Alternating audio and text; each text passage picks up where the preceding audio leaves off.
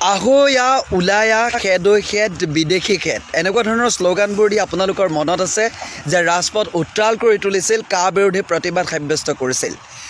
বৰ্তমান 12 মাৰ্চ এটা কলা দিন বুলি বিবেচিত কৰা হৈছে, অৰ্থাৎ সেই দিনটোতেই কেন্দ্ৰীয় চৰকাৰে বলবৎ কৰিলে নাগৰিকত্ব সংশোধনী আইন চমুকৈ কা। আৰু বৰ্তমান দেখিবলৈ পোৱা গৈছে ৰাজ্যৰ বিভিন্ন প্ৰান্তত দেশত বৰ্তমান তীব্ৰ ক্ষোভৰ উদ্গীৰণ হৈছে। বিশেষকৈ অসমত আমি দেখিবলৈ পাইছোঁ উজনিৰ পৰা নামনিলৈ, শদিয়াৰ পৰা ধুবুৰীলৈ বৰ্তমান ব্যাপক প্ৰতিবাদৰ সন্মুখীন হ'ব লগা হৈছে। কিন্তু এইখিনি সময়তে উল্লেখনীয় বিষয়টো হৈছে যে কা আন্দোলনৰ নেতৃত্ব সেই সময়ত কোনে বহন কৰিছিলে। তেনেকুৱা ধৰণৰ মানুহবোৰ বৰ্তমান সময়ত ক'ৰবাত নিৰুদ্দেশ হৈছে নেকি? সান্দহখোৱা বালি তল যাব বুলি বৰ্তমান সেইসকল ব্যক্তি ক'ৰবাত লুকাইছে নেকি? কাখনৰ বিষয়ে বাৰু আমি সাধাৰণ নাগৰিক বহুতে আমি নাজানো, কিন্তু এক্সপ্লেইন কোনে কৰিছিলে?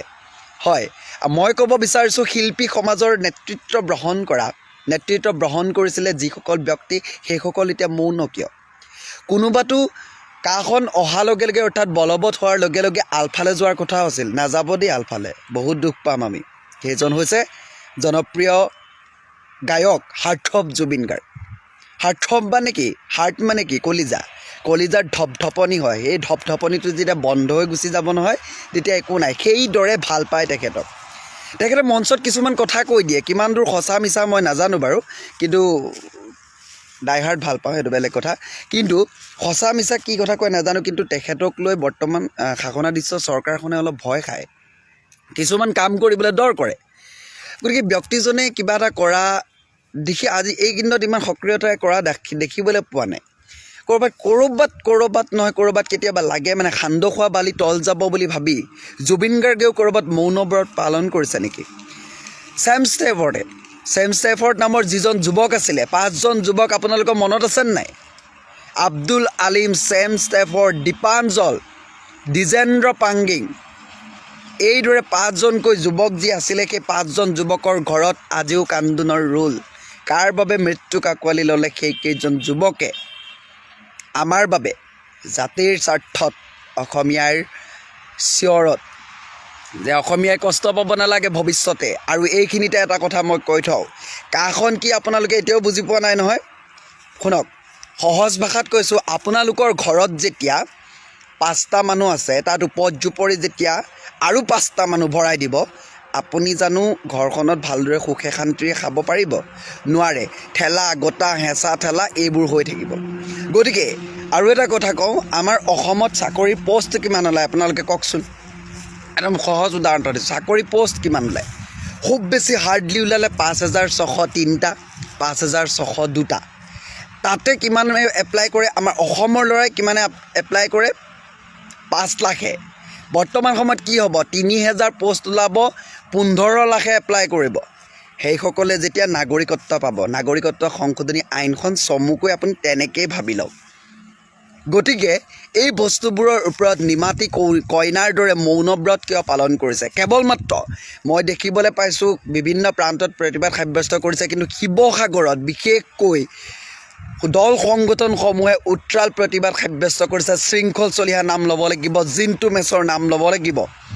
তেখেতলোকে ঐক্য সেনা অসমৰ ছাত্ৰ মুক্তি সংগ্ৰাম সমিতি, কৃষক মুক্তি সংগ্ৰাম সমিতি, অখিল গগৈ, বিধায়ক অখিল গগৈ ডাঙৰীয়াক কেনেকৈ কি জৰিয়তে বিজেপিৰ লগত জড়িত আছে আমি নাজানো। কোনোবাই কয় বিজেপি কিবা হয়, আমি বেলেগ কথা এইটো, কিন্তু সক্ৰিয়তাৰে জাতীয়তাবাদী চেতনাবোধ লৈ সেইজন ব্যক্তিকে মই সন্মুখ সমৰৰ পৰা কেৱল মাত্ৰ কথা কোৱা মই দেখিছোঁ। কাখন কি আপোনালোকে আৰু এটা কথা কওঁ, দল সংগঠনসমূহক লৈ মই এটা কথা কওঁ, বিৰোধী ঐক্য এক হ'ব নোৱাৰাৰ বাবে আজি শাসনাধীষ্ঠ বিজেপি চৰকাৰ, আপোনালোকে কথাটো স্বীকাৰ কৰিব লাগিব। সৌখিদিনাও মই কথা পাতোঁতে সংগঠনৰ নেতৃত্বৰ লগত কথা পাতোঁতে কথাটো গম পালোঁ যে এক হ'ব নোৱাৰাৰ, হয়, বিৰোধী এক হ'ব নোৱাৰাৰ কাৰণে আজি বিজেপি চৰকাৰ, বিৰোধী ঐক্য হ'ব নোৱাৰাৰ কাৰণে আজি বিজেপি চৰকাৰে শাসনত এইদৰে দপদপাই আপোনাক মোক এনেদৰে ৰঙা চকু দেখুৱাই যি কৰিম তাকেই কৰিবলৈ সাহস পাইছে। কালি শিৱসাগৰত দেখিছোঁ, আছু বেলেগ এটা গোট যায়, ঐক্য সেনা অসম বেলেগ এটা গোট যায়, ছাত্ৰ মুক্তি বেলেগ এটা গোট যায়, বীৰ লাচিত সংগঠন এটা বেলেগকৈ গোট যায়। আপোনালোক ঐক্যবদ্ধ হৈ কিয় নাযায়? আপোনালোক ঐক্যবদ্ধতাৰে ৰাজপথ পাবলৈ উজ্জ্বল কৰিবলৈ কিয় নাযায়? কাৰোবাত 5টা যাব, ক'ৰবাত 10টা যাব, ক'ৰবাত 20টা যাব। সংগঠন তেনেকৈ নহয়, জাতীয়তাবাদী ভাৱধাৰা তেনেকৈ নহয়। জাতীয়তাবাদ দেশৰ স্বাৰ্থত যদি মাত মাতিব বিচাৰিছে, সকলো ঐক্যবদ্ধ হৈ আপোনালোকে ৰাজপথত সকলো একেলগে একতাৰ শক্তিটো আপোনালোকে প্ৰদৰ্শন কৰে। 5টা 10টা CPI বেলেগকৈ, আমুক বেলেগে, তামুক বেলেগে, এইখন কাকো CPI কাৰোবাৰ RPI বাৰপিআই এইখন কাৰো একপক্ষীয় বস্তু নহয়। সকলো একগোট হৈ একেলগে মাত মাতি এই কামটো যাতে কিবা এটা নহয়, কিবা এটা হেষ্ট নেষ্ট কৰিবৰ কাৰণে আপোনালোকে ব্যৱস্থা গ্ৰহণ কৰক। কেৱল মাত্ৰ ৰাজপথত উত্তাল কৰিলেই নহ'ব। আৰু এটা কথা, সংগঠনসমূহে এনেকুৱা কামবোৰ নকৰিব পুলিচৰ কাণে কাণে গৈ কথা পাতি, পুলিচৰ কাৰণে হ'ব ছাৰ আমি ভিতৰতে কৰিছোঁ, এনেকুৱা নহয়। আপোনাৰ গণতান্ত্ৰিক দেশত আপুনি প্ৰতিবাদ সাব্যস্ত কৰাৰ অধিকাৰ আছে। আপুনি ওলাই যাওক, পুলিচক ঠেলি পেলাই দিয়ক। আইন হাতত তুলি ল'বলৈ কোৱা নাই। পুলিচে আপোনাক ঠেলিছে, আপোনাৰ গাত কি শক্তি নাই? সেইকেইটা অসমৰ ল'ৰা কি আপুনি অসমৰ নহয়? আপুনি সহ্য বীৰ্য নহয়? আপোনাৰ দেহত কি তেজ নাই?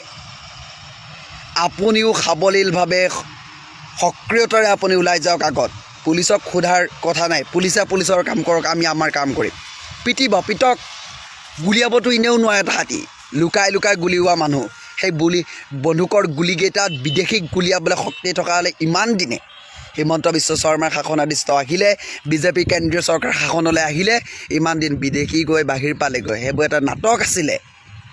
সেই সময়ত সেইবোৰ মন ভাল লগোৱা কথা কৈ এতিয়া এনেকুৱা কৰিলে।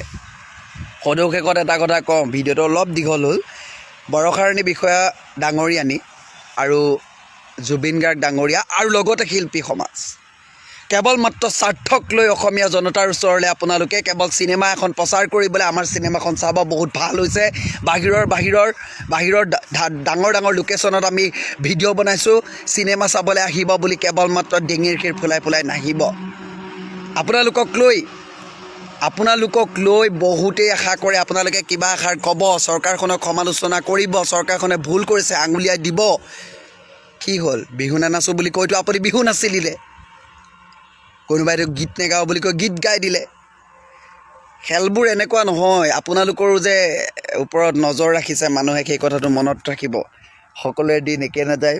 দৰিদ্ৰ জনতা আজি ৰাজ্যবাসী, দেশবাসী হতাগ্ৰস্ত হৈছে। সেই ৰাজপথ কপোৱা আন্দোলন আহি আজি বৰঘৰ সোমালেহি। নিজৰ ঘৰৰ পিৰালিত আমি পীৰা পাৰি দিলোঁ। আমাৰ ৰক্ষক হৈ ভক্ষকৰ ৰূপ লোৱা সেইসকল জনপ্ৰতিনিধিক সমবেদনা জনালোঁ। সদৌ আশা কৰিম ঐক্যবদ্ধ সকলো হওক। যিমান দিনলৈ প্ৰতিবাদ চলে সকলো ঐক্যবদ্ধ হৈ নিজৰ যি অধিকাৰ আমি যাতে সেয়া সাব্যস্ত কৰিব পাৰোঁ। অনাগত দিনত যাতে কোনো অপ্ৰীতিকৰ পৰিৱেশ পৰিস্থিতিৰ সৃষ্টি নহয়।